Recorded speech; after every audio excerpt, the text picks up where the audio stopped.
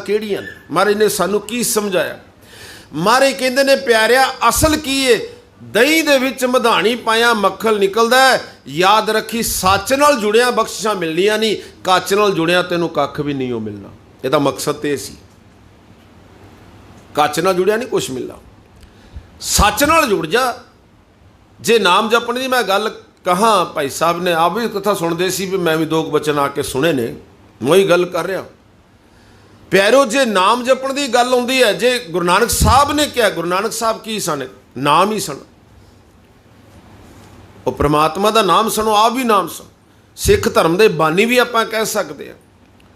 पर गुरु नानक साहब सच्चे पातशाह ने भी क्या सी भाई, उस परमात्मा का नाम जपना। वो नाम लैके आए सन, पहली पौड़ी का पाठ लैके आए सन। जो वही नदी विच गए सन, बाहर आए तो पहली पौड़ी का पाठ सुनाया सी महाराज ने सन।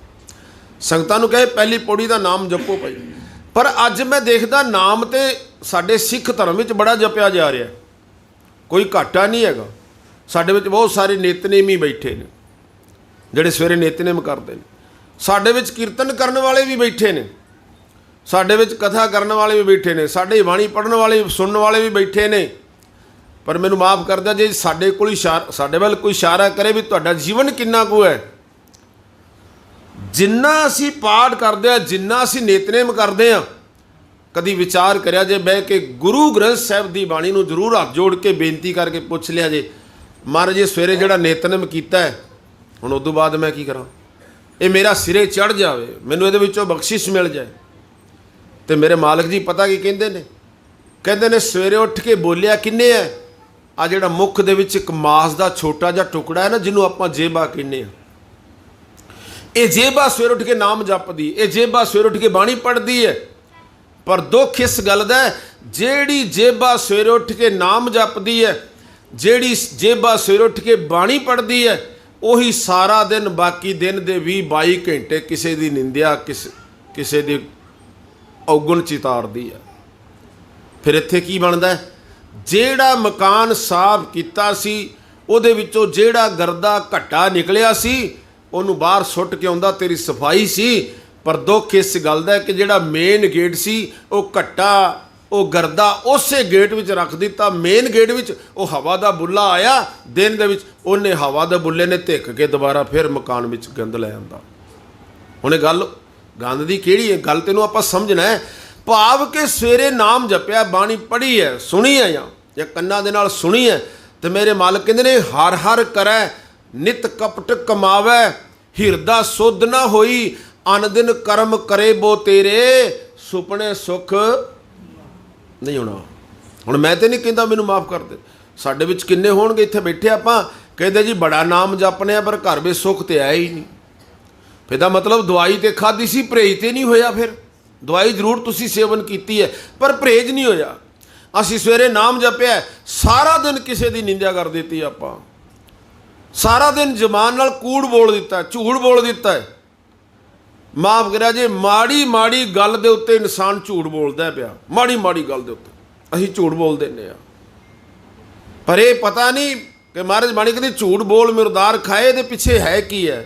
जे झूठ बोलेगा तो फिर तेरा खाना किहड़ा होवेगा, माफ़ करिया जी, फिर खाना किहड़ा खाना पैना, मुर्दार खा रहे हैं। फिर ये नहीं भी जरूर उन्हें मुर्दे ही खाना, नहीं, असी जिहड़ा खाना खा रहे हैं मर के, वो भी तो मुर्दे की न्याई है। जो झूठ बोलदा है, इसे नाल निंदिया करना, इसे नाल पाप करना, इसे नाल तू नाम जपदा है। जेबा तो इक्को ही है, जेबा नाम जपने वाली कोई होर नहीं, तो दुनियावी गल्लां करने वाली कोई होर नहीं हैगी। मारे कहते हैं कर्म वो करना सी जे सवेरे उठ के स्वच्छता लियांदी है, शरीर नूं सफाई कीती है, स्नान कीता सी, साफ कीता सी, अंदर नूं बाणी पढ़ के शुद्ध कीता सी। पर दुख इस गल दा है कि सारा दिन उस कमरे दे विच फिर सारा दिन गंद पैंदा रहा, पर कदी किसी ख्याल ही नहीं किया भी अंदर तो गंद फिर जा रहा सारा दिन। सवेरे उठ के फिर सफाई की, अगले दिन फिर गंद भरिया गया। मैनूं माफ़ करदा जो जिंदगी इदां ही चली जाती है, बस सफाई करदिआं गंद होंदिआं जिंदगी इदां ही चली जाती है। बनया तो कुछ भी नहीं हैगा, माफ़ करिया बनना सी जे किधरे थोड़ी जी मेहनत कर लेंदे। किसी विद्वान ने 4 लाइनां लिखियां ने, बड़ी कमाल की गल की है। वो कहते घड़ा तो कभी मिट्टी के कुम्हार ने बनाया सी, घड़ा मिट्टी का बनता है, ये बाणी च गल आई है। कुम्हार है एक जो माटी गूंदी बहु विद्वानी लाई, काहू मैं मोती मुक्ताहल काहू ब्याद लगाई इसे वास्ते सी भलिया कुम्हार ने मिट्टी का घड़ा बनाया, आ मेरे मालिक ने एक मिट्टी दे विचों कितना सोहना शरीर बना दिता है, एक गंद दे पानी दे विचों कितना सोहना शरीर बनाया। पानी मैला माटी गोरी, इस माटी की पुत्री जोरी। परमात्मा ने शरीर गंद विचों बना दिता है, पर इस गंद विचों शरीर जिहड़ा पैदा इसे नूं शुद्ध बनाना सी असीं, पर शुद्ध केवल नाम ने करना सी, सिमरन ने करना सी, भगती ने करना सी, पर उधर तो आपां गए ही नहीं। शुद्धता कद नाम तो बिना शुद्धता नहीं। ना जिन्ना मर्जी लो स्नान, ये नहीं भी सवेरे उठ के स्नान नहीं करना, उदा जिन्ना मर्जी साफ कर लो। भगत कबीर साहब तुरे आ रहे ने सवेरे, माफ करे तुरे जा रहे सन शौच वास्ते, अगों एक विद्वान पंडित जिहड़ा शौच करके वापस आ रहा सी। जिवें उदों तो समा सी, अज तो घर दे विच ये साधन सारे हो गए।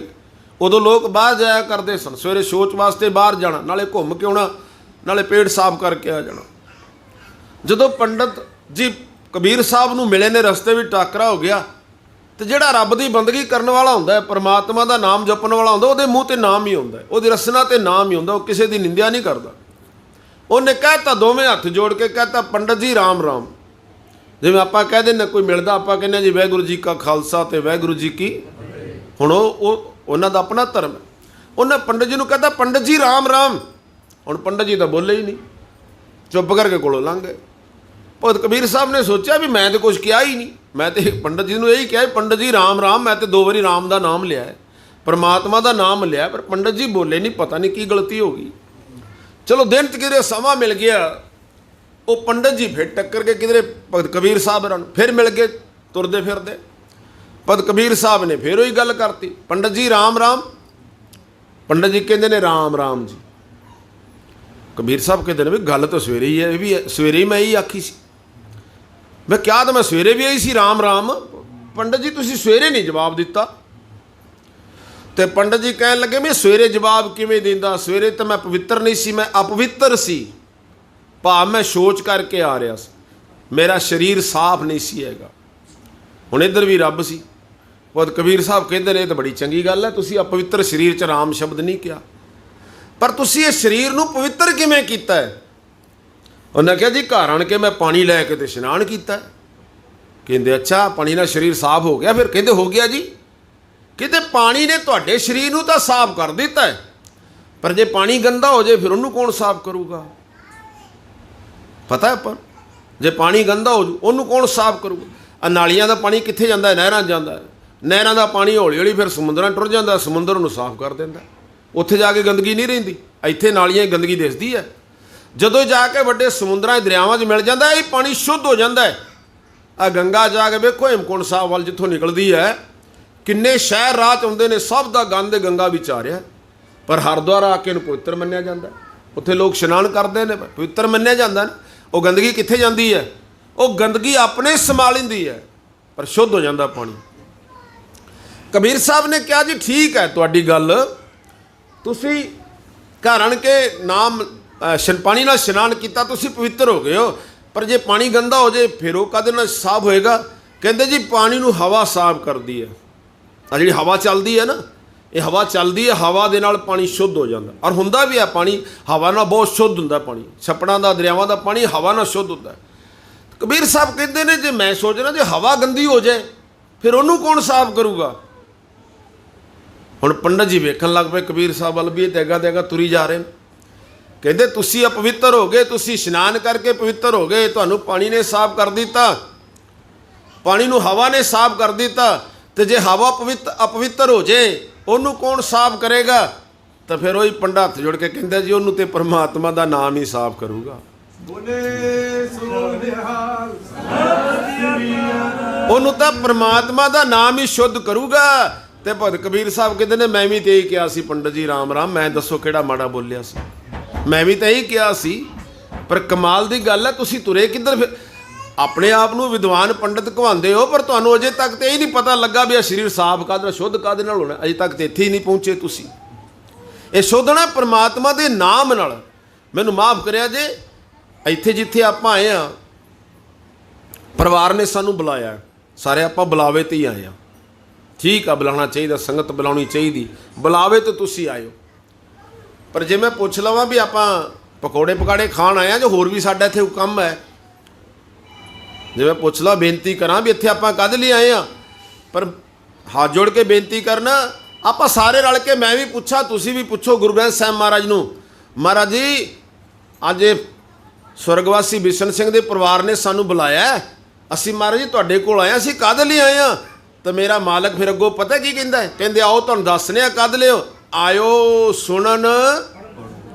ਹਾਂ, ਲੰਗਰ ਤੇ ਮਿਲਣਾ ਹੀ ਮਿਲਣਾ, ਚਿੰਤਾ ਨਾ ਕਰਿਓ, ਉਹ ਤਾਂ ਮਿਲੇਗਾ, ਪਰ ਅਸੀਂ ਮੇਨ ਮਕਸਦ ਸਾਡਾ ਕੀ ਇੱਥੇ ਆਉਣ ਦਾ। ਅੱਜ ਜੇ ਕਿਧਰੇ ਸਾਨੂੰ ਆਹ ਖਿਆਲ ਆ ਗਿਆ ਨਾ ਵੀ ਸਾਡਾ ਅੱਜ ਮੇਨ ਮਕਸਦ ਇੱਥੇ ਆਉਣ ਦਾ ਕੀ ਹੈ, ਫਿਰ ਸਮਝ ਲਓ ਤੁਹਾਡਾ ਜੀਵਨ ਬਣ ਜਾਏਗਾ। ਤੇ ਜੇ ਘਰ ਸੋਚਦੇ ਰਹੇ ਵੀ ਪਕੌੜੇ ਪਕਾੜੇ ਤੇ ਸ਼ਾਇਦ ਕਮਲ ਨੇ ਕੱਢੇ ਹੀ ਹੋਣਗੇ, ਜੇ ਆਪਾਂ ਚਟਨੀ ਵੀ ਬਣਾਈ ਹੋਵੇਗੀ ਸ਼ਾਇਦ, ਵੀ ਆਪਾਂ ਜੇ ਘਰੇ ਹੀ ਵਿਚਾਰਾਂ ਕਰਦੇ ਰਹੇ, ਉਹ ਪਿਆਰਿਓ ਉਹ ਤਾਂ ਸਭ ਕੁਝ ਬਣਨਾ ਹੈ, ਮਿਲਣਾ ਵੀ ਹੈ ਤੁਹਾਨੂੰ, ਪਰ ਮਕਸਦ ਲੈ ਕੇ ਚੱਲੋ ਵੀ ਅਸੀਂ ਇੱਥੇ ਬਾਣੀ ਸੁਣਨ ਵਾਸਤੇ ਆਏ ਹਾਂ, ਅਸੀਂ ਬਾਣੀ ਪੜ੍ਹਨ ਵਾਸਤੇ ਆਏ ਹਾਂ। ਜੇ ਪੜ੍ਹ ਨਹੀਂ ਸਕਦੇ ਹੋ ਪਿਆਰਿਓ, ਮੈਂ ਕੱਲ ਵੀ ਸਰਾਣਾ ਸਾਹਿਬ ਬੇਨਤੀ ਕਰ ਰਿਹਾ ਸੀ, ਜੇ ਸਿੱਖਾ ਬਾਣੀ ਪੜ੍ਹ ਨਹੀਂ ਸਕਦਾ ਤੇ ਬਾਣੀ ਸੁਣ ਤੇ ਸਕਣਾ ਹੈ ਨਾ, ਕੋਲ ਬਹਿ ਕੇ ਸੁਣ ਲੈ। ਅੱਜ ਮੁਸ਼ਕਲ ਬਣੀ ਪਈ ਹੈ, ਖੰਡ ਪਾਠ ਸਾਹਿਬ ਤਾਂ ਇੰਨੇ ਹੋ ਰਹੇ ਨੇ, ਮੈਂ ਤਾਂ ਅਕਸਰ ਬੇਨਤੀ ਕਰਿਆ ਕਰਨਾ, ਅੱਜ ਕਈ ਮਹਾਂਪੁਰਖਾਂ ਦੇ ਸਥਾਨ ਨੇ 100 ਖੰਡ ਪਾਠ ਸਾਹਿਬ ਇਕੱਠਾ ਰੱਖਿਆ ਹੋਇਆ, ਲੇਕਿਨ ਸਰਾਣਾ ਸਾਹਿਬ ਇੱਕ ਦੇ ਨਾਲ ਦੂਸਰਾ ਪਾਠ ਨਹੀਂ ਰੱਖਿਆ ਜਾਂਦਾ। ਇੱਕ ਸਮੇਂ 'ਚ ਇੱਕੋ ਹੀ ਖੰਡ ਪਾਠ ਸਾਹਿਬ ਹੁੰਦਾ ਹੈ, ਚਲੋ ਚੱਲਦੇ ਰਹਿੰਦੇ ਨੇ, ਇੱਥੋਂ ਇੱਕ ਦੀ ਸਮਾਪਤੀ ਅਗਲੇ ਦਿਨ ਮਹਾਰਾਜ ਜੀ ਰਾਤ ਨੂੰ ਵਿਸ਼ਰਾਮ ਕਰਦੇ ਨੇ, ਪਾਠੀ ਸਿੰਘ ਵਿਸ਼ਰਾਮ ਕਰ ਲੈਂਦੇ ਨੇ, ਅਗਲੇ ਦਿਨ ਫਿਰ ਆਰੰਭ ਕਰ ਦਿੰਦੇ ਨੇ। ਪਰ ਚਲੋ ਜਿੱਥੇ 100 ਪਾਠ ਇਕੱਠਾ ਆਰੰਭ ਹੋਇਆ, ਚਲੋ ਉਹਨਾਂ ਦੀ ਆਪਣੀ ਮਰਿਆਦਾ ਹੈ, ਮੁਬਾਰਕ ਹੈ, ਪਰ ਮੈਂ ਤਾਂ ਕਈ ਵਾਰੀ ਬੇਨਤੀ ਕਰਨਾ ਵੀ ਪਾਠੀ ਸਿੰਘ ਦੇ ਪਾਠ ਕਰਨ ਵਾਲਾ 100 ਬੈਠਾ ਹੈ, ਲੇਕਿਨ ਸੁਣਨ ਵਾਲਾ ਤਾਂ ਇੱਕ ਵੀ ਕੋਈ ਨਹੀਂ ਬੈਠਾ। ਉਹ ਸੁਣਾ ਕਿਹਨੂੰ ਰਹੇ ਨੇ ਪਾਠ? ਗੱਲ ਤੇ ਉਦਣ ਮੰਨੀ ਸੀ ਜਿੱਦਣ ਅਸੀਂ ਕੋਲ ਬਹਿ ਕੇ ਬਾਣੀ ਸੁਣਦੇ, ਕਿਉਂਕਿ ਆਇਓ ਸੁਣਨ ਪੜਨ ਕੋ ਬਾਣੀ। ਜੇ ਬਾਣੀ ਸੁਣ ਲੈਂਦਾ ਨਾ ਪਿਆਰਿਓ, ਅਸਲ 'ਚ ਮੈਂ ਪਹਿਲਾਂ ਬੇਨਤੀ ਕੀਤੀ ਹੈ ਕਿ ਬੰਦੇ ਦਾ ਜੀਵਨ ਹੀ ਬਾਣੀ ਸੁਣ ਕੇ ਬਣਨਾ ਹੈ। ਪਰ ਜੇ ਤੁਸੀਂ ਬਖਸ਼ਿਆਂ ਦੀ ਗੱਲ ਕਰੋ ਨਾ, ਜਿਵੇਂ ਅਸੀਂ ਖੁਸ਼ੀਆਂ ਲੈਣ ਵਾਸਤੇ ਪਾਠ ਕਰਾਉਂਦੇ ਹਾਂ, ਆਪਾਂ ਖੁਸ਼ੀ ਲੈਣ ਵਾਸਤੇ, ਚਾਰ ਪਦਾਰਥ ਮੰਗਣ ਵਾਸਤੇ ਆਪਾਂ ਪਾਠ ਕਰਾਉਂਦੇ ਹਾਂ, ਘਰ ਵਿੱਚ ਖੁਸ਼ੀ ਲਿਆਉਣ ਵਾਸਤੇ ਪਾਠ, ਚਲੋ ਆਪੋ ਆਪਣੀ ਮਨ ਦੀ ਮਨਸਾ ਹੁੰਦੀ ਹੈ, ਪਾਠ ਅਖੰਡ ਪਾਠ ਸਾਹਿਬ ਹੋ ਰਹੇ ਨੇ। ਪਰ ਇੱਕ ਗੱਲ ਯਾਦ ਰੱਖਿਆ ਜੇ, ਜਦੋਂ ਪਾਠ ਧਰਾਣਾ ਹੈ, ਕੋਸ਼ਿਸ਼ ਕਰਨੀ ਹੈ ਕਿ ਗੁਰਮੁਖੋ ਵੱਧ ਤੋਂ ਵੱਧ ਸਮਾਂ ਕੱਢ ਕੇ ਆਪਾਂ ਕੋਲ ਬਹਿ ਕੇ ਬਾਣੀ ਸੁਣਨੀ ਹੈ। ਰਾਤ ਨੂੰ ਭਾਈ ਸਾਹਿਬ ਜੀ ਕੀਰਤਨ ਵੀ ਕਰਦੇ ਨੇ, ਇਹ ਮਰਿਆਦਾ ਹੈ। ਜਿੱਥੇ ਪਾਠ ਆਰੰਭ ਹੁੰਦਾ, ਸਰਾਣਾ ਸਾਹਿਬ ਦੇ ਪਾਠੀ ਸਿੰਘ ਪਾਠ ਆਰੰਭ ਕਰਦੇ ਨੇ, ਅਖੰਡ ਪਾਠ ਸਾਹਿਬ ਆਰੰਭ ਕਰਦੇ ਨੇ, ਰਾਤ ਨੂੰ ਰਹਿਰਾਸ ਸਾਹਿਬ ਤੋਂ ਬਾਅਦ 2 ਰਾਤਾਂ ਫਿਰ ਕੀਰਤਨ ਵੀ ਹੁੰਦਾ ਹੈ, ਸਵੇਰੇ ਆਸਾ ਦੀ ਵਾਰ ਵੀ ਹੁੰਦੀ ਹੈ। ਕੋਲ ਬਹਿ ਕੇ ਸੁਣ। ਤੇ ਮੈਂ ਇੱਕ ਬੇਨਤੀ ਕਰਦਿਆਂ, ਜਿਨ੍ਹਾਂ ਨੇ ਕੋਲ ਬਹਿ ਕੇ ਬਾਣੀ ਸੁਣੀ, ਜਿਨ੍ਹਾਂ ਨੇ ਕੀਰਤਨ ਸੁਣ ਲਿਆ, ਤੇ ਕਦੀ ਇੱਕ ਪੰਕਤੀ ਵੱਲ ਜ਼ਰੂਰ ਧਿਆਨ ਦਿਆ ਜੇ। ਮਾਰੇ ਕਹਿੰਦੇ ਨੇ ਜੋ ਜੋ ਕਥੈ ਸੁਣੇ ਹਰ ਕੀਰਤਨ। ਕਥੇ ਦਾ ਮਤਲਬ ਕਰਨ ਵਾਲਾ ਬੈਠਾ ਹੈ, ਇੱਕ ਕੋਲ ਸੁਣਨ ਵਾਲਾ ਬੈਠਾ ਹੈ, ਦੋਨਾਂ ਦੀ ਗੱਲ ਹੋ ਰਹੀ ਹੈ। ਮਾਰੇ ਕਹਿੰਦੇ ਜੋ ਜੋ ਕਥੈ ਸੁਣੇ ਹਰ ਕੀਰਤਨ, ਕਹਿਣ ਲੱਗੇ ਤਾਂ ਕਿ ਦੁਰਮਤ ਨਾਸ ਸਗਲ ਮਨੋਰਥ ਪਾਵੇ ਨਾਨਕ ਪੂਰਨ ਹੋਵੇ ਆਸ। ਪਹਿਲੀ ਗੱਲ ਹੈ ਕਿ ਦੁਰਮਤ ਜਿਹੜੀ ਸਾਡੇ ਅੰਦਰ ਮਾੜੀ ਮੱਤ ਹੈ, ਮਾਰੇ ਕਹਿੰਦੇ ਨੂੰ ਦੂਰ ਹੋ ਜਾਏਗੀ। ਔਰ ਯਾਦ ਰੱਖਿਆ ਜੇ, ਇਹ ਮਾੜੀ ਮੱਤ ਸਾਡੇ ਸਾਰਿਆਂ ਦੇ ਅੰਦਰ ਹੈ। ਇਹ ਨਾ ਸੋਚਿਆ ਜੀ ਵੀ ਮੈਂ ਤੁਹਾਨੂੰ ਕਹਿ ਰਿਹਾ, ਨਹੀਂ, ਸਾਡੇ ਅੰਦਰ ਵੀ ਹੈ। ਮੈਂ ਕੋਸ਼ਿਸ਼ ਕਰਨੀ ਮੈਂ ਆਪਣੇ ਅੰਦਰੋਂ ਮਾੜੀ ਮੱਤ ਨੂੰ ਕੱਢਣਾ, ਤੁਸੀਂ ਕੋਸ਼ਿਸ਼ ਕਰੋ ਅਸੀਂ ਆਪਣੇ ਅੰਦਰੋਂ ਮਾੜੀ ਮੱਤ ਨੂੰ ਕੱਢਣਾ, ਭਾਵ ਕਿ ਸਾਡੇ ਅੰਦਰ ਚੰਗੀ ਮੱਤ ਗਿਆਨ ਹੋਣਾ ਚਾਹੀਦਾ। ਇਹ ਪਹਿਲੀ ਸ਼ਰਤ ਹੈ ਕਿ ਮਾਰੇ ਕਹਿੰਦੇ ਨੇ ਜਿੰਨੇ ਬਹਿ ਕੇ ਕੀਰਤਨ ਸੁਣ ਲਿਆ, ਜਿੰਨੇ ਬਹਿ ਕੇ ਬਾਣੀ ਸੁਣ ਲਈ, ਪਰ ਬੰਦੇ ਦਾ ਵਿਸ਼ਵਾਸ ਭਰੋਸਾ ਹੋਣਾ ਚਾਹੀਦਾ। ਮੈਂ ਤਾਂ ਬੇਨਤੀ ਕਰਿਆ ਕਰਨਾ, ਜਦੋਂ ਅਸੀਂ ਘਰ ਦੇ ਵਿੱਚ ਨਿਤਨੇਮ ਕਰਨੇ ਆ ਨਾ, ਸਵੇਰੇ ਸਾਡੇ ਵਿੱਚ ਬਹੁਤ ਸਾਰੇ ਬੈਠੇ ਨਿਤਨੇਮ ਕਰਨ ਵਾਲੇ, ਇੰਨੀ ਕੁ ਆਵਾਜ਼ ਵਿੱਚ ਪਾਠ ਕਰੋ, ਇੰਨੀ ਕੁ ਸ਼ੁੱਧਤਾ ਨਾ ਕਰੋ, ਇੰਨੀ ਕੁ ਸਮਝ ਨਾਲ ਕਰੋ ਕਿ ਮੇਰੇ ਕੰਨ ਉਸ ਬਾਣੀ ਨੂੰ ਨਾਲ ਦੀ ਨਾਲ ਸੁਣਦੇ ਵੀ ਹੋਣ। ਮੈਂ ਕੇਵਲ ਦੂਜਿਆਂ ਨੂੰ ਸੁਣਾਉਣ ਵਾਸਤੇ ਤਾਂ ਨਹੀਂ ਕਰ ਰਿਹਾ, ਆਪਣੇ ਆਪ ਨੂੰ ਸੁਣਾ ਨਾ ਪਹਿਲੋਂ, ਸਭ ਤੋਂ ਪਹਿਲਾਂ ਆਪਣੇ ਆਪ। ਮੈਂ ਕੱਲ੍ਹ ਵੀ ਬੇਨਤੀ ਕਰ ਰਿਹਾ ਸੀ, ਬਾਬੇ ਫਰੀਦ ਸਾਹਿਬ ਨੇ ਇਸੇ ਕਰਕੇ ਕਿਹਾ ਸੀ, ਫਰੀਦਾ ਆਪ ਸਵਾਰੇ ਮੈਂ ਮਿਲੇ, ਭਾਵ ਕਿ ਪਹਿਲਾਂ ਆਪਣੇ ਆਪ ਨੂੰ ਸੁਣਾ ਬਾਣੀ, ਆਪਣੇ ਅੰਦਰ ਨੂੰ ਸੁਣਾ ਸਤਿਗੁਰ ਦੀ ਬਾਣੀ, ਕਿਉਂਕਿ ਤੂੰ ਆਏ ਇਸ ਵਾਸਤੇ, ਆਇਓ ਸੁਣਨ ਪੜਨ ਕੋ ਬਾਣੀ, ਦੋਵੇਂ ਗੱਲਾਂ ਨੇ। ਮਾਰੇ ਕਹਿੰਦੇ ਜਿਨ੍ਹਾਂ ਨੇ ਬਾਣੀ ਸੁਣੀ ਨਾ ਮਨ ਕਰਕੇ, ਅੱਜ ਮੁਸ਼ਕਲ ਬਣੀ ਪਈ ਹੈ।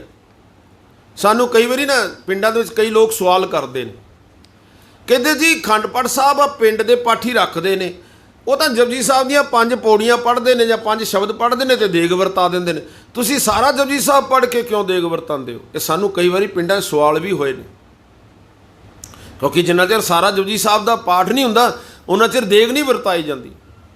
ਅਸੀਂ ਉਹਨੂੰ ਆਰੰਭਤਾ ਹੀ ਨਹੀਂ ਗਿਣਦੇ। ਪੂਰਾ ਜਪਜੀ ਸਾਹਿਬ ਪੜ੍ਹਿਆ ਗਿਆ, ਸਮਝੋ ਪਾਠ ਤੁਹਾਡਾ ਆਰੰਭ ਹੋ ਗਿਆ, ਅਖੰਡ ਪਾਠ ਸਾਹਿਬ ਆਰੰਭ ਹੋ ਗਿਆ। ਪਰ ਮਹਾਂਪੁਰਖਾਂ ਨੇ ਇਸੇ ਕਰਕੇ ਗੁਰਮੁਖੋ ਇਹ ਬਣਾਇਆ ਸੀ, ਇਹ ਮਰਿਆਦਾ ਇਸੇ ਕਰਕੇ ਬਣਾ ਦਿੱਤੀ ਸੀ ਵੀ ਇਹਨਾਂ ਸੰਗਤਾਂ ਨੇ ਜਦੋਂ ਦੇਗ ਮਿਲ ਗਈ, ਇਹਨਾਂ ਦੇ ਹੱਥਾਂ ਵੀ ਦੇਗ ਆ ਗਈ, ਇਹਨਾਂ ਉੱਠ ਕੇ ਬਾਹਰ ਚਲੇ ਜਾਣਾ। ਤੇ ਬਹੁਤਾ ਨਹੀਂ, ਦੇਗ ਹੀ ਉਦੋਂ ਦਿਓ, ਦੇਗ ਹੀ ਉਦੋਂ ਵਰਤਾਓ ਜਦੋਂ ਜਪਜੀ ਸਾਹਿਬ ਦੀ ਸਮਾਪਤੀ ਹੋ ਜਾਏ। ਘੱਟ ਤੋਂ ਘੱਟ ਬਹੁਤਾ ਨਹੀਂ ਤੇ ਜਪਜੀ ਸਾਹਿਬ ਦਾ ਪਾਠ ਤੇ ਸੁਣ ਲੈਣਗੇ। ਗੱਲ ਸਮਝ ਆ ਗਈ ਮੇਰੀ ਬੇਨਤੀ ਹੈ। ਸਾਨੂੰ ਕਈ ਵਾਰੀ ਸਵਾਲ ਕਰਦੇ ਲੋਕ ਵੀ ਘੱਟ ਤੋਂ ਘੱਟ ਜਪਜੀ ਸਾਹਿਬ ਦਾ ਪਾਠ ਤੇ ਬਹਿ ਕੇ ਸੁਣ ਲੈਣਗੇ। ਬਹੁਤੀ ਨਹੀਂ ਬਾਣੀ ਸੁਣ ਸਕਦੇ ਆਪਾਂ, ਤੁਸੀਂ ਘੱਟ ਤੋਂ ਘੱਟ ਜਪਜੀ ਸਾਹਿਬ ਦਾ ਪਾਠ ਤਾਂ ਸੁਣੋ। ਉਂਝ ਪੜ੍ਹੀ ਜਾਂਦੇ, ਆਇਓ ਸੁਣਨ ਪੜ੍ਹਨ ਕੋ ਬਾਣੀ, ਅਸੀਂ ਪੜ੍ਹੀ ਜਾਂਦੇ ਹਾਂ ਬੱਚੇ, ਇਹ ਬਚਨ ਆਪਾਂ ਪੜ੍ਹੀ ਜਾਂਦੇ ਹਾਂ। ਤੇ ਮੈਂ ਗੱਲ ਕਰ ਰਿਹਾ ਸੀ, ਜਿਨ੍ਹਾਂ ਨੇ ਸਤਿਗੁਰ ਦੀ ਬਾਣੀ ਦਾ ਕੀਰਤਨ ਸੁਣਿਆ, ਭਾਵੇਂ ਉਹ ਕੀਰਤਨ ਦੇ ਜ਼ਰੀਏ ਸੁਣੀ ਹੈ ਬਾਣੀ, ਤੇ ਭਾਵੇਂ ਮਾਫ ਕਰਿਆ ਜੇ ਪਾਠ ਦੇ ਜ਼ਰੀਏ ਸੁਣੀ ਹੈ ਬਾਣੀ। ਮਰ ਕਹਿੰਦੇ ਜੋ ਕਥਾ ਸੁਨੇ ਹਰ ਕੀਰਤਨ ਤਾਂ ਕਿ ਦੁਰਮਤ ਨਾਸ। ਪਹਿਲੀ ਗੱਲ ਹੈ ਕਿ ਮਾੜੀ ਮੱਤ ਚਲੀ ਜਾਂਦੀ ਹੈ। ਜਿੱਦਣ ਮਾੜੀ ਮੱਤ ਚਲੀ ਗਏ ਉੱਥੇ ਸਮਝ ਲਓ ਵੀ ਚੰਗੀ ਮੱਤ ਆ ਜਾਂਦੀ ਹੈ, ਤੇ ਚੰਗੀ ਮੱਤ ਆ ਜਾਏ ਤੇ ਮਾਫ ਕਰਿਆ ਜੇ ਆਪੇ ਜੀਵਨ ਬਣ ਜਾਂਦਾ। ਇਹ ਮੱਤ ਦੇ ਪਿੱਛੇ ਤੇ ਬੰਦਾ ਦੌੜਦਾ ਫਿਰਦਾ ਹੈ। ਇਹੀ ਤਾਂ ਬਚਨ ਭਗਤ ਕਬੀਰ ਸਾਹਿਬ ਨੇ ਬਾਣੀ ਵਿੱਚ ਕਹੇ ਸਨ। ਮੈਂ ਇੱਕ ਬੇਨਤੀ ਕਰਦਿਆਂ ਧਿਆਨ ਨਾਲ ਸੁਣਿਆ ਜੀ, ਇਹ ਬਚਨ ਪਹਿਲਾਂ ਵੀ ਸੁਣਿਆ ਆਪ ਜੀ ਨੇ। ਕਬੀਰ ਸਾਹਿਬ ਨੇ ਬਾਣੀ 'ਚ ਇੱਕ ਬਚਨ ਕਿਹਾ, ਕਹਿਣ ਲੱਗੇ ਕੋ ਕਬੀਰ ਪ੍ਰਗਟ ਭਈ ਖੇਡ। ਧਿਆਨ ਨਾਲ ਸੁਣੋ, ਭਗਤ ਕਬੀਰ ਸਾਹਿਬ ਨੇ ਕੀ ਕਿਹਾ? ਕੋ ਕਬੀਰ ਪ੍ਰਗਟ ਭਈ ਖੇਡ, ਲੇਲੇ ਕੋ ਚੁੰਗਾ ਨਿਤ ਭੇਡ। ਹੁਣ ਗੁਰਮੁਖੋ ਭੇਡ ਨੂੰ ਲੇਲਾ ਚੁੰਗਦਾ ਤੇ ਆਪਾਂ ਕਈ ਵਾਰੀ ਵੇਖਿਆ, ਪਰ ਵੀ ਇੱਕ ਵੱਖਰੀ ਜੀ ਗੱਲ ਨਹੀਂ ਮਹਾਰਾਜ ਨੇ ਬਾਣੀ 'ਚ ਕਹਿ ਦਿੱਤੀ। ਮਹਾਰਾਜ ਨੇ ਕਹੀ ਹੈ ਨਾ, ਫਿਰ ਹੁਣ ਇਹਦੇ ਅਰਥ ਕਰੋਗੇ। ਮਰ ਕਹਿੰਦੇ ਲੇਲੇ ਨੂੰ ਭੇਡ ਚੁੰਗਦੀ ਹੈ ਪਈ। ਕਮਾਲ ਦੀ ਗੱਲ ਹੈ, ਵੇਖਿਆ ਤੁਸੀਂ ਕਦੀ ਇਸ ਵੀ ਭੇਡ ਚੁੰਗਦੀ ਹੋਵੇ ਲੇਲੇ ਨੂੰ? ਪਰ ਕਰੋਗੇ ਕੀ, ਬਾਣੀ ਕਹਿ ਰਹੀ ਹੁਣ, ਫਿਰ ਸੱਚ ਹੈ ਨਾ ਇਹਦਾ ਮਤਲਬ। ਜੇ ਬਾਣੀ ਕਹਿੰਦੀ ਹੈ, ਬਾਣੀ ਸੱਚ ਹੈ। ਇੱਥੇ ਤਾਂ ਜੋ ਕੁਝ ਬਾਣੀ ਵਿੱਚ ਸਾਨੂੰ ਮਿਲਦਾ ਹੈ ਇਹ ਤਾਂ ਸੱਚ ਦੇ ਬਚਨ ਨੇ। ਕਹੋ ਕਬੀਰ ਪ੍ਰਗਟ ਪਈ ਖੇਡ, ਲੇਲੇ ਕੋ ਚੁੰਗਾ ਨਿਤ ਭੇਡ।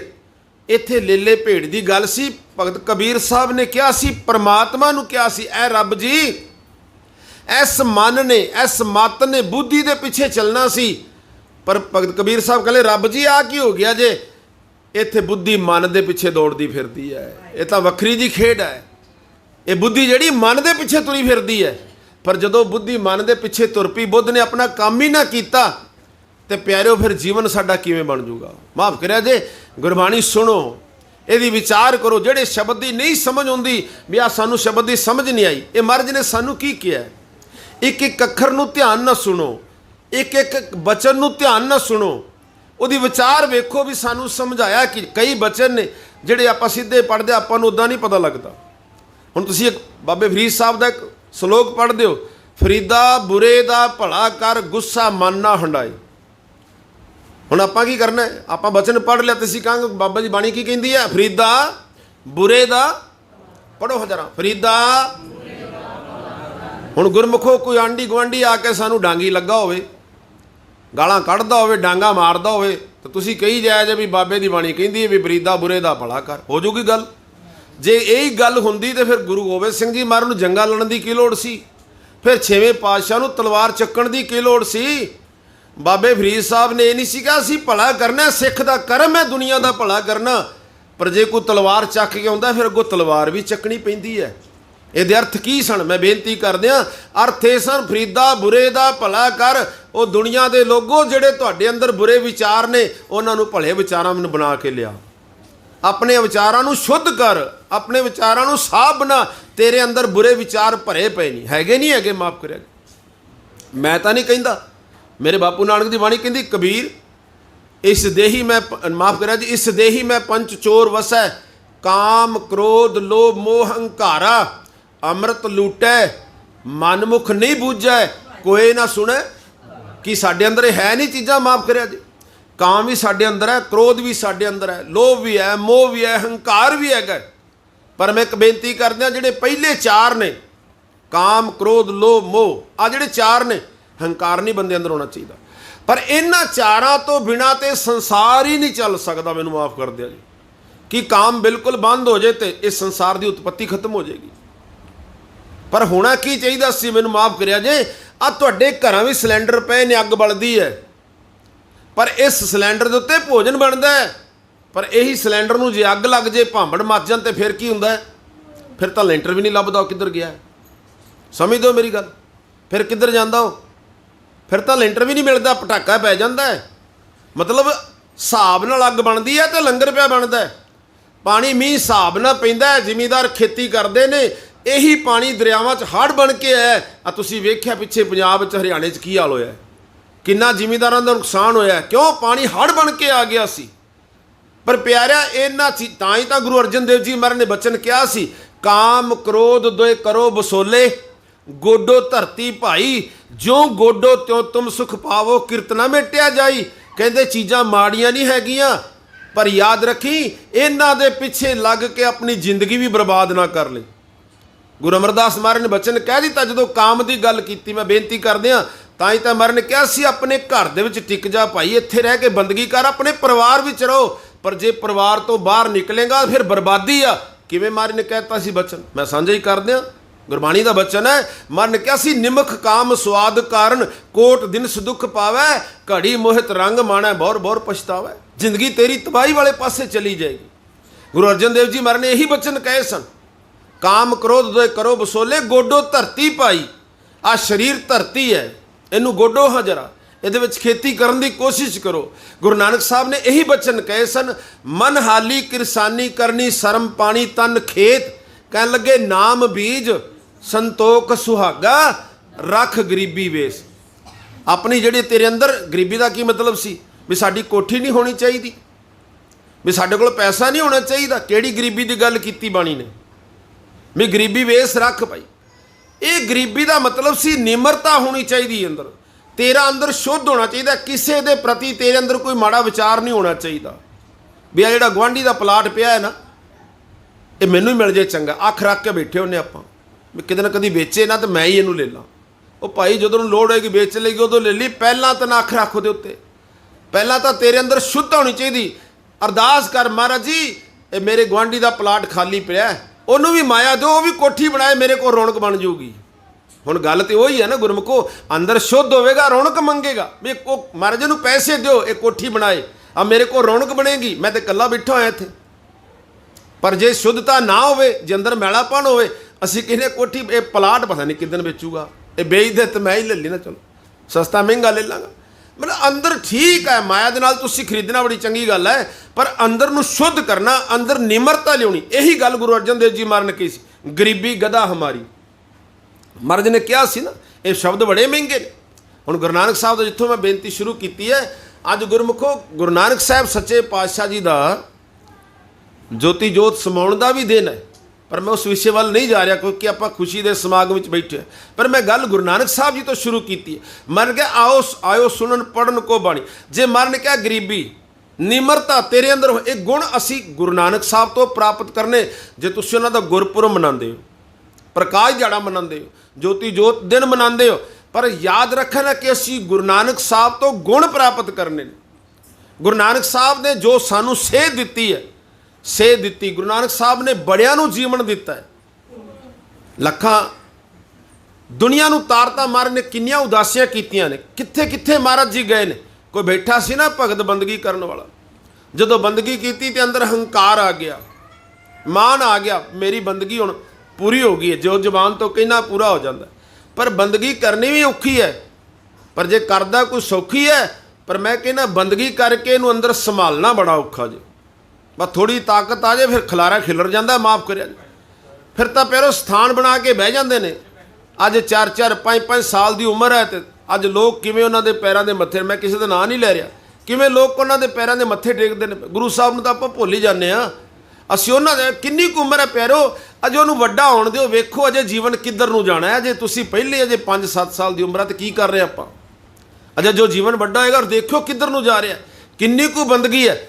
ਅੱਜ ਬੰਦਗੀ ਕੀਤੀ ਹਮਜਾ ਗੋਸਟ ਨੇ ਪਿਆਰਿਓ, ਹੰਕਾਰ ਆ ਗਿਆ, ਉਹਨੇ ਕਹਿਤਾ ਦੁੱਧ ਲੈਣਾ ਹੈ, ਪੁੱਤ ਲੈਣਾ ਹੈ, ਮਾਇਆ ਲੈਣੀ, ਜੋ ਲੈਣਾ ਮੇਰੇ ਕੋਲ ਆਓ, ਮੈਂ ਸਾਰਿਆਂ ਦੀਆਂ ਝੋਲੀਆਂ ਭਰਾਂਗਾ। ਹੈਰਾਨ ਹੋ ਗਏ ਲੋਕ, ਜਾਣ ਲੱਗ ਪਏ ਵਿਚਾਰੇ, ਅਣਜਾਣ ਲੋਕ ਨੇ, ਲੋਕ ਜਾਣ ਲੱਗ ਪਏ। ਗੁਰੂ ਨਾਨਕ ਸਾਹਿਬ ਵੀ ਲੰਘੇ ਨੇ ਉਸ ਰਸਤੇ ਦੇ ਉੱਤੋਂ।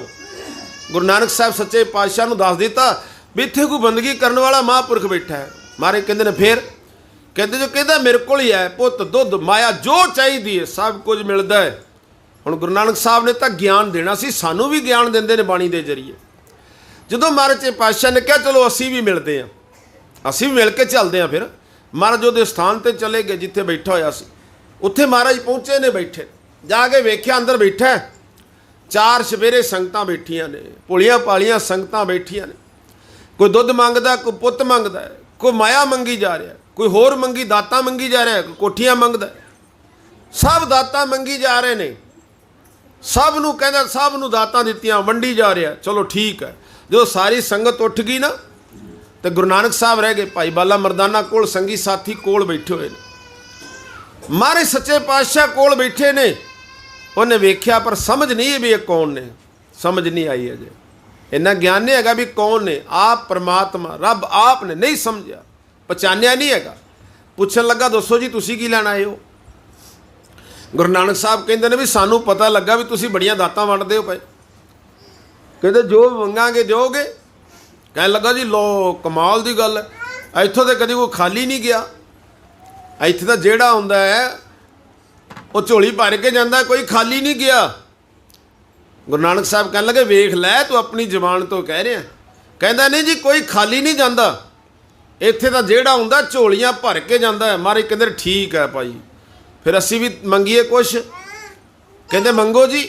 ਮਹਾਰਾਜ ਕਹਿੰਦੇ ਨੇ ਲਿਆ, ਫਿਰ ਸਾਨੂੰ ਮਾਇਆ ਤੇ ਚਾਹੀਦੀ ਨਹੀਂ, ਸਾਨੂੰ ਗੱਡੀਆਂ ਕੋਠੀਆਂ ਇਹ ਪਦਾਰਥ ਨਹੀਂ ਚਾਹੀਦੇ। ਕਹਿਣ ਲੱਗੇ ਤੁਹਾਨੂੰ ਕੀ ਚਾਹੀਦਾ?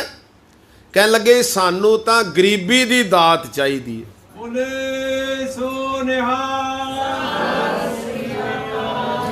ਕਹਿਣ ਲੱਗੇ ਸਾਨੂੰ ਤਾਂ ਗਰੀਬੀ ਦੀ ਦਾਤ ਚਾਹੀਦੀ ਹੈ। ਹੁਣ ਇਹ ਤਾਂ ਸ਼ਬਦ ਹੀ ਉਹਨੇ ਪਹਿਲੇ ਦਿਨ ਸੁਣਿਆ ਵੀ ਇਹ ਵੀ ਕੋਈ ਦਾਤ ਹੁੰਦੀ ਹੈ ਗਰੀਬੀ ਦੀ ਵੀ। ਆਹ ਕਿਹੜੀ ਦਾਤ ਇਹਨਾਂ ਮੰਗ ਲਈ? ਪੁੱਤ ਮੰਗਣ ਵਾਲੇ ਬੜੇ ਆਏ, ਮਾਇਆ ਮੰਗਣ ਵਾਲੇ ਬੜੇ ਆਏ, ਪਦਾਰਥ ਮੰਗਣ ਵਾਲੇ ਬੜੇ ਆਏ। ਗੁਰਦੁਆਰੇ ਲੈਣਾ ਲੱਗੀਆਂ ਹੋਈਆਂ ਨੇ, ਪਰ ਪਿਆਰੋ ਨਾਮ ਤਾਂ ਕੋਈ ਵਿਰਲਾ ਹੀ ਮੰਗਦਾ। ਫਿਰ ਆਪਾਂ ਸਾਰੇ ਗੁਰੂ ਘਰ ਜਾਂਦੇ ਆ, ਇਹ ਤਾਂ ਅਰਦਾਸ ਕੋਈ ਵਿਰਲਾ ਹੀ ਕਰਦਾ ਜਾ ਕੇ ਗੁਰਦੁਆਰੇ। ਹਮ ਭੀਖਕ ਪੇ ਖਾਰੀ ਤੇਰੇ ਤੂੰ ਨਿਜਪਤ ਹੈ, ਹੋ ਦਿਆਲ ਨਾਮ ਦਿਓ ਮੰਗਤ ਜਨ ਕੋ ਸਦਾ ਰੋ। ਇਹ ਤਾਂ ਵਿਰਲੇ ਵਿਰਲੇ ਅਰਦਾਸ ਕਰਦੇ ਨੇ। ਵਿੰਤੁਦ ਹੋਰ ਜੇ ਮੰਗਣਾ ਸਿਰ ਦੁੱਖਾਂ ਕੇ, ਦੇਹੋ ਨਾਮ ਸੰਤੋਖੀਆ ਉਤਰੇ ਮਨ ਕੀ। ਹੁਣ ਸਾਰੀਆਂ ਭੁੱਖਾਂ ਲੈ ਜਾਣੀਆਂ ਹੁਣ ਜੇ ਨਾਮ ਮੰਗ ਲਈ ਦਿੱਤਾ, ਪਰ ਇੱਥੇ ਨਾਮ ਦੀ ਤਾਂ ਵਾਰੀ ਨਹੀਂ ਆ ਰਹੀ। ਇੱਥੇ ਤਾਂ ਅਮਰੀਕਾ ਦਾ ਵੀਜ਼ਾ ਮੰਗਨੇ ਆ, ਕੈਨੇਡਾ ਦਾ ਵੀਜ਼ਾ ਮੰਗਨੇ ਆ। ਮੈਂ ਪਹਿਲਾਂ ਬੇਨਤੀ ਕੀਤੀ ਹੈ, ਅੱਜ ਤਾਂ ਸੌਦੇ ਹੋ ਰਹੇ ਨੇ, ਮੈਨੂੰ ਮਾਫ ਕਰ ਦਿਓ। ਮੈਂ ਪਹਿਲਾਂ ਬੇਨਤੀ ਕੀਤੀ, ਆਪ ਜੀ ਨੇ ਸੁਣੀ ਹੈ। ਸੌਦਾ ਨਾ ਕਰੋ ਗੁਰਮੁਖੋ, ਖੰਡ ਪਾਠ ਸਾਹਿਬ ਕਰਾਉਣਾ ਖੁਸ਼ੀ ਨਾਲ ਕਰਾਓ, ਆਹ ਸ਼ਰਤ ਰੱਖ ਕੇ ਨਾ ਕਰਾਇਆ ਜੇ ਮਰ ਜੀ ਮੁੰਡਾ ਅਮਰੀਕਾ ਹੀ ਪੱਕਾ ਹੋ ਜੇ ਫਿਰ ਮੈਂ ਖੰਡ ਪਾਠ ਸਾਹਿਬ ਕਰਾਂਗਾ। ਤੇ ਰੱਬ ਅੱਗੋਂ ਪੁੱਛ ਲਿਆ ਵੀ ਨਾ ਪੱਕਾ ਹੋਇਆ ਫਿਰ ਤਾਂ ਮੈਂ ਕਰਾਣਾ ਹੀ ਨਹੀਂ ਜੀ। ਫਿਰ ਕੀ ਕਰਾਣਾ ਆਪਾਂ, ਜੋ ਪੱਕਾ ਹੀ ਨਹੀਂ ਹੋਇਆ ਫਿਰ ਕਦੇ ਲਈ ਕਰਾਣਾ? ਇਹ ਤਾਂ ਫਿਰ ਗੁਰਮੁਖੋ ਸ਼ਰਤ ਹੋ ਗਈ ਨਾ ਗੁਰੂ ਦੇ ਨਾਲ। ਇੱਥੇ ਤਾਂ ਪ੍ਰੇਮ ਚਾਹੀਦਾ ਸੀ, ਇੱਥੇ ਤਾਂ ਪਿਆਰ ਚਾਹੀਦਾ ਸੀ। ਖੰਡ ਪਾਠ ਸਾਹਿਬ ਕਰਾ ਕੇ ਅਰਦਾਸ ਕਰਾਂਦਾ ਆਪੇ ਪੱਕਾ ਹੋ ਜਾਣਾ ਸੀ ਉਹਨੇ, ਪਰ ਸ਼ਰਤ ਨਾ ਰੱਖ। ਪਰ ਮੇਰੀ ਬੇਨਤੀ ਹੈ, ਧੰਨ ਗੁਰੂ ਨਾਨਕ ਪਿਤਾ ਮਾਰੇ ਕਹਿ ਲੱਗੇ ਦੱਸੋ ਭਾਈ ਦਿਓਗੇ? ਜ਼ਬਾਨ ਕਰ ਰਹੇ ਹੋ, ਦੇਖ ਲਓ। ਕਹਿੰਦੇ ਲਿਆਓ ਫਿਰ ਗਰੀਬੀ ਦੀ ਦਾਤ ਦਿਓ। ਹੁਣ ਗੁਰਮੁਖੋ ਇਹ ਦਾਤ ਕਿਹਦੇ ਕੋਲੋਂ ਮਿਲੇ? ਗਰੀਬੀ ਦਾ ਮਤਲਬ ਕੀ ਸੀ? ਨਿਮਰਤਾ। ਨਿਮਰਤਾ ਤੇ ਗੁਰੂ ਅਰਜਨ ਦੇਵ ਵਿੱਚ ਸੀ ਮਹਾਰਾਜ ਵਿੱਚ। ਪਿਆਰਿਓ ਕਦੀ ਖਿਆਲ ਕਰਿਆ ਜੇ ਤੱਤੀ ਤਵੀ ਤੇ ਬੈਠੇ ਨੇ, ਕਿੰਨੀ ਕੁ ਨਿਮਰਤਾ ਸੀ ਮੇਰੇ ਮਾਲਕ ਦੇ ਅੰਦਰ। ਤੱਤੀ ਤਵੀ ਤੇ ਬੈਠੇ ਨੇ, ਸੀਸ ਵਿੱਚ ਗਰਮ ਰੇਤਾ ਪੈ ਰਿਹਾ ਹੈ, ਥੱਲੇ ਅੱਗ ਬਲਦੀ ਹੈ ਪਈ, ਉੱਤੋਂ ਜੇਠ ਦਾ ਮਹੀਨਾ ਹੈ, ਸੂਰਜ ਚੜ੍ਹ ਕੇ ਆਇਆ ਹੋਇਆ ਹੈ, 4 ਸਫੇਰੇ ਤਪਸ਼ ਹੈ, ਪਰ ਜੇ ਠੰਡਕ ਹੈ ਤੇ ਧੰਨ ਗੁਰੂ ਅਰਜਨ ਦੇਵ ਜੀ ਮਹਾਰਾਜ। ਐਵੇਂ ਨਹੀਂ ਸੀ ਕਿਸੇ ਵਿਦਵਾਨ ਨੂੰ ਲਿਖਣਾ ਪਿਆ। ਸਾਈਂ ਮੀਆਂ ਮੀਰ ਆਇਆ ਸੀ, ਉਹਨੇ ਆਣ ਕੇ ਜਦੋਂ ਅੱਖਾਂ ਦੇ ਨਾਲ ਵੇਖਿਆ, ਮਹਾਰਾਜ ਜੀ ਆਹ ਕੀ ਕੋਤਕ ਹੈ, ਮਹਾਰਾਜ ਜੀ ਕਹੋ ਤੇ ਇੱਟ ਨਾਲ ਇੱਟ ਖੜਕਾ ਦਿਆਂ। ਮਹਾਰਾਜ ਕਹਿੰਦੇ ਨਹੀਂ ਭਾਈ ਲੋੜ ਨਹੀਂ, ਨਿਮਰਤਾ ਦੀ ਲੋੜ ਹੈ। ਸਾਨੂੰ ਪਤਾ ਹੈ ਪਰਮਾਤਮਾ ਦਾ ਭਾਣਾ, ਪਰ ਮੈਂ ਬੇਨਤੀ ਕਰਦਿਆਂ ਕਿੰਨੀ ਨਿਮਰਤਾ। ਕਿਸੇ ਵਿਦਵਾਨ ਨੇ ਕਹਿਤਾ ਸੀ, ਕਹਿੰਦਾ ਚਾਰੋਂ ਤਰਫ ਅੱਗ ਵਰਸੇ ਸੇਕ ਸੀ ਤਨ ਸਾੜਦਾ, ਛਾਲੇ ਛਾਲੇ ਹੋ ਗਿਆ ਤਨ ਸੱਚੀ ਸਰਕਾਰ ਦਾ। ਸਾਈਂ ਮੀਆਂ ਮੀਰ ਡਿੱਠਾ ਹਾਲ ਆਜਦ ਯਾਰ ਦਾ, ਉਹ ਵਿਆਕਲ ਹੋ ਗਿਆ ਤੇ ਚੀਕ ਢਾਹੀ ਮਾਰਦਾ।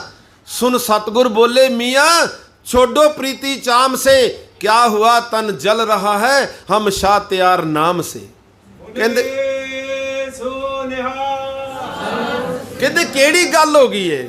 ਇਹ ਅੱਗ ਬਾਲਦੇ ਨੇ ਬਾਲੀ ਜਾਣ, ਅੰਦਰ ਕਿੰਨੀ ਨਿਮਰਤਾ ਹੋਵੇਗੀ।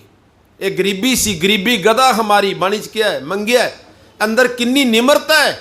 ਇਹ ਜੋ ਕਰਦੇ ਨੇ ਕਰੀ ਜਾਣ, ਅਸੀਂ ਪਰਮਾਤਮਾ ਦੇ ਹੁਕਮ ਵਿੱਚ ਆ, ਅਸੀਂ ਪਰਮਾਤਮਾ ਦੇ ਭਾਣੇ ਵਿੱਚ ਆ। ਪਰ ਮੈਂ ਇੱਕ ਦਿਨ ਬੇਨਤੀ ਕੀਤੀ ਸੀ, ਸਿੱਖ ਵਾਸਤੇ ਜੇ ਭਾਣੇ ਦੀ ਗੱਲ ਹੈ ਤੇ ਯਾਦ ਰੱਖਿਆ ਜੇ ਜਪਜੀ ਸਾਹਿਬ ਦੀ ਤੇ ਰਮਤ ਹੀ ਮਹਾਰਾਜ ਨੇ ਇੱਥੋਂ ਕੀਤੀ ਹੈ। ਮਹਾਰਾਜ ਨੇ ਰਮਤ ਹੀ ਇੱਥੋਂ ਕੀਤੀ। ਆਪ ਜੀ ਜਪਜੀ ਸਾਹਿਬ ਪੜ੍ਹਦੇ ਹੋ, ਪਹਿਲੇ ਸ਼ਬਦ ਦੀਆਂ ਖੀਰਲੀਆਂ ਪੰਕਤੀਆਂ ਮਾਰੇ ਕਹਿੰਦੇ ਨੇ, ਕਿਵ ਸਚਿਆਰਾ ਹੋਈਐ ਕਿਵ ਕੂੜੇ ਟੁੱਟੇ ਪਾਲ। ਅਗਲਾ ਬਚਨ ਕੀ ਹੈ?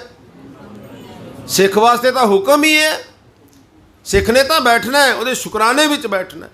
ਤਾਂ ਮੈਂ ਬੇਨਤੀ ਕਰ ਰਿਹਾ ਸੀ, ਗੁਰੂ ਨਾਨਕ ਸਾਹਿਬ ਕਹਿਣ ਲੱਗੇ, ਦੇਖ ਲੈ ਭਾਈ, ਜੋ ਮੰਗਨੇ ਆ ਦੇਂਗਾ, ਕਹਿੰਦਾ ਜੀ ਮਿਲੇਗਾ। ਮਾਰੇ ਕਹਿੰਦੇ ਨੇ, ਲਿਆ ਬਈ ਗਰੀਬੀ ਦੀ ਦਾਤ ਦੇ ਦੇ ਫਿਰ ਸਾਨੂੰ। ਤਾਂ ਜਦੋਂ ਆਹ ਸ਼ਬਦ ਸੁਣਿਆ ਤੇ ਬੜਾ ਹੈਰਾਨ ਹੋ ਗਿਆ। ਹੁਣ ਉਹਨੇ ਸੋਚਿਆ ਵੀ ਜੇ ਇਹਨਾਂ ਨੂੰ ਇਹ ਦਾਤ ਨਾ ਦਿੱਤੀ ਤੇ ਲੋਕ ਮੇਰੀ ਬਦਨਾਮੀ ਕਰਨਗੇ, ਵੀ ਤੂੰ ਤਾਂ ਕਹਿੰਦਾ ਹੈ ਸਭ ਕੁਝ ਮਿਲਦਾ ਹੈ ਤੇ ਤੇਰੇ ਕੋਲੋਂ ਤਾਂ ਇੱਕ ਗਰੀਬੀ ਦੀ ਦਾਤ ਨਹੀਂ ਨਿਕਲੀ। ਇੱਥੋਂ ਗੁਰੂ ਨਾਨਕ ਸਾਹਿਬ ਨੂੰ ਗਰੀਬੀ ਦੀ ਦਾਤ ਨਹੀਂ ਦੇ ਸਕਿਆ, ਉਹਨਾਂ ਨੇ ਮੰਗੀ ਸੀ। ਪਰ ਪਿਆਰਿਓ, ਉਹਨੂੰ ਨਹੀਂ ਪਤਾ ਵੀ ਇਹ ਆਪ ਪਰਮਾਤਮਾ ਧੰਨ ਗੁਰੂ ਨਾਨਕ ਪਿਤਾ ਮਹਾਰਾਜ ਨੇ ਪਛਾਣਿਆ ਨਹੀਂ ਹੈਗਾ। ਬੰਦਗੀ ਜ਼ਰੂਰ ਸੀ, ਪਛਾਣ ਨਹੀਂ ਹੈਗੀ, ਅੱਖਾਂ ਨੇ ਪਛਾਣਿਆ ਨਹੀਂ। ਕਹਿੰਦੇ ਤੁਸੀਂ ਬੈਠੋ, ਮੈਂ ਲਿਆਉਣਾ। ਮਾਰੇ ਕਹਿੰਦੇ ਨੇ ਕੋਈ ਗੱਲ ਨਹੀਂ, ਵੀ ਲਿਆ ਕੇ ਦੇ ਦੇ। ਅੰਦਰ ਚਲਾ ਗਿਆ, ਪਿਛਲੇ ਕਮਰੇ ਵਿੱਚ ਜਾ ਕੇ ਬਹਿ ਗਿਆ, ਚੌਂਕੜਾ ਮਾਰ ਲਿਆ, ਨੇਤਰ ਬੰਦ ਕਰ ਲਏ। ਭਗਤੀ ਸੀ, ਭਗਤੀ ਸ਼ਕਤੀ ਹੁੰਦੀ ਹੈ। ਕਹਿੰਦੇ ਰੱਬ ਦੇ ਨਾਲ ਗੱਲ ਕੀਤੀ, ਪਰਮਾਤਮਾ ਨਾਲ ਉਹਨੇ ਗੱਲ ਕੀਤੀ। ਕਹਿੰਦਾ ਮੇਰੇ ਰੱਬ ਜੀ, ਮੇਰੇ ਪਰਮਾਤਮਾ ਜੀ, ਦੁੱਧ ਮੰਗਣ ਵਾਲੇ ਮੇਰੇ ਕੋਲ ਬੜੇ ਆਏ ਨੇ, ਪੁੱਤ ਮੰਗਣ ਵਾਲੇ ਮੇਰੇ ਕੋਲ ਬੜੇ ਆਏ ਨੇ, ਮਕਾਨ ਮੰਗਣ ਵਾਲੇ ਬੜੇ ਆਏ ਨੇ, ਮਾਇਆ ਮੰਗਣ ਵਾਲੇ ਬੜੇ ਆਏ ਨੇ।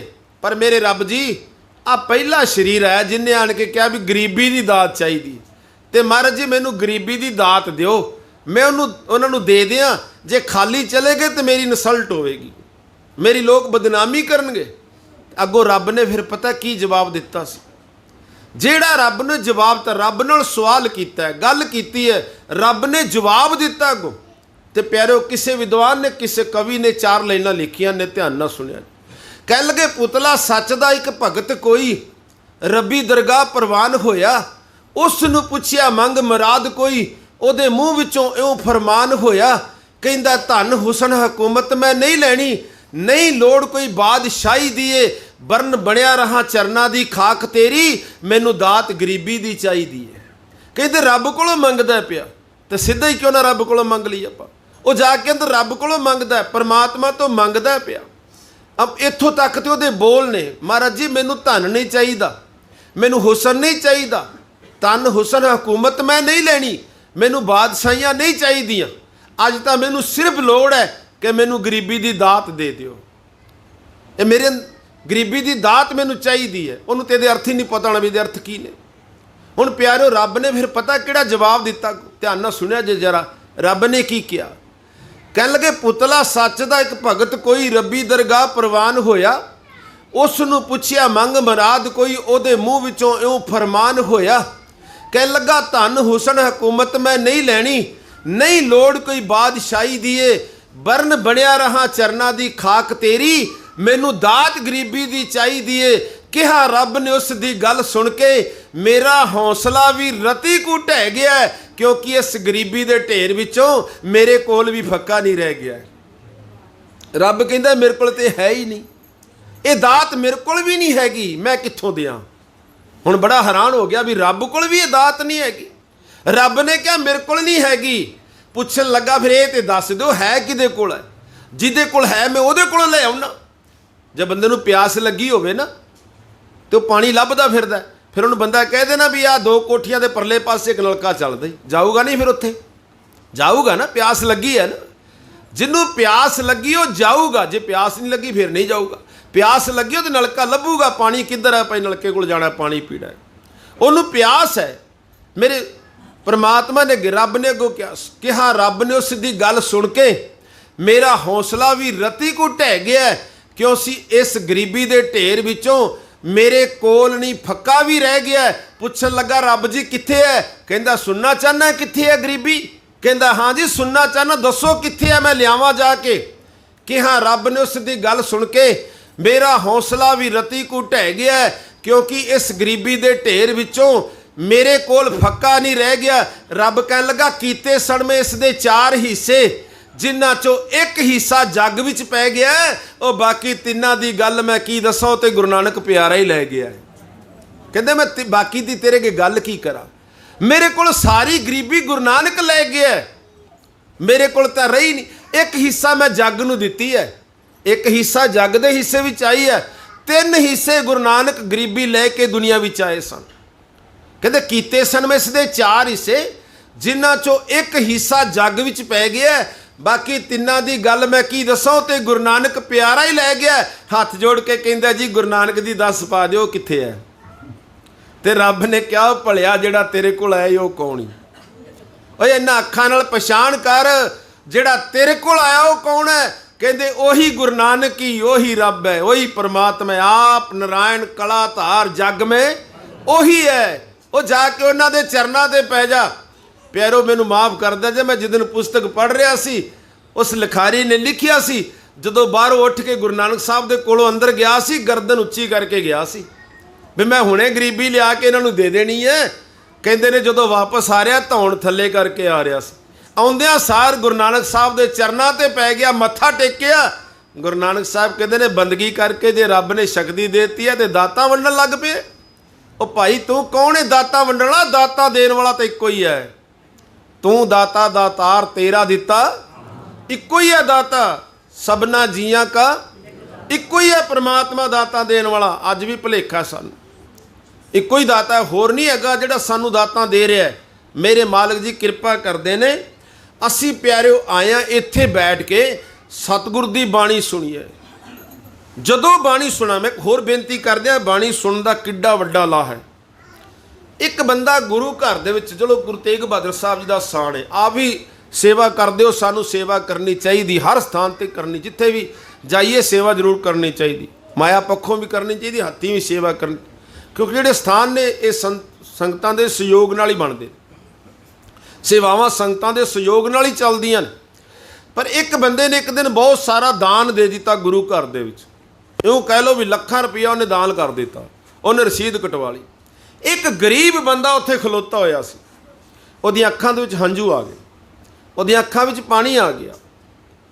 ਉਹਨੇ ਕਿਹਾ ਵੀ ਇਹਨੇ ਤੇ ਕਰੋੜ ਰੁਪਈਆ ਦਾਨ ਕਰ ਦਿੱਤਾ ਤੇ ਮੈਂ ਗਰੀਬ ਬੰਦਾ, ਮੇਰੇ ਕੋਲ ਤੇ ਟਕਾ ਵੀ ਨਹੀਂ ਹੈਗਾ, ਮੇਰੇ ਕੋਲ ਤਾਂ ਕੌਡੀ ਵੀ ਨਹੀਂ ਹੈਗੀ, ਪਰ ਦਿਲ ਤਾਂ ਮੇਰਾ ਵੀ ਕਰਦਾ ਮੈਂ ਵੀ ਗੁਰੂ ਘਰ ਕੋਈ ਦਾਨ ਕਰਾਂ, ਮਾਇਆ ਦਾਨ ਕਰਾਂ, ਪਰ ਮੇਰੇ ਕੋਲ ਕੌਡੀ ਨਹੀਂ ਹੈਗੀ।